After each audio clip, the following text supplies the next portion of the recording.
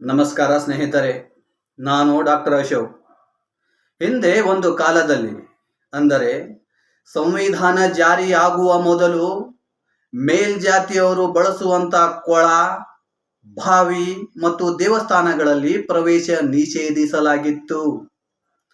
ಸಂವಿಧಾನ ಜಾರಿಯಾದ ನಂತರ ಇವುಗಳನ್ನು ಕಡಿವಾಣ ಹಾಕಲಾಯಿತು.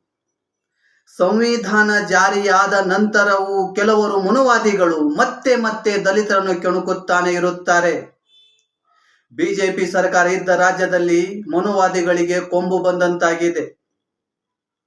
ಒಬ್ಬ ದಲಿತ ದೇವಸ್ಥಾನ ಪ್ರವೇಶಿಸಿದರೂ ತಪ್ಪು, ರಸ್ತೆ ಮೇಲೆ ನಿಂತು ತಮ್ಮ ಹಕ್ಕಿನ ಬಗ್ಗೆ ಹೋರಾಟ ಮಾಡಿದರೆ ತದನಂತರದಲ್ಲಿ ಹೋರಾಟ ಮಾಡಿದ ಜಾಗವನ್ನು ಗೋಮೂತ್ರ ಮತ್ತು ಗಂಗಾಜಲವನ್ನು ಹಾಕಿ ಶುದ್ಧೀಕರಣ ಮಾಡಿರುವಂತಹ ಪರಿಸ್ಥಿತಿ ನಾವು ಈಗಲೂ ಕೂಡ ಆಗಾಗ ನೋಡುತ್ತಾನೆ ಇರುತ್ತೇವೆ.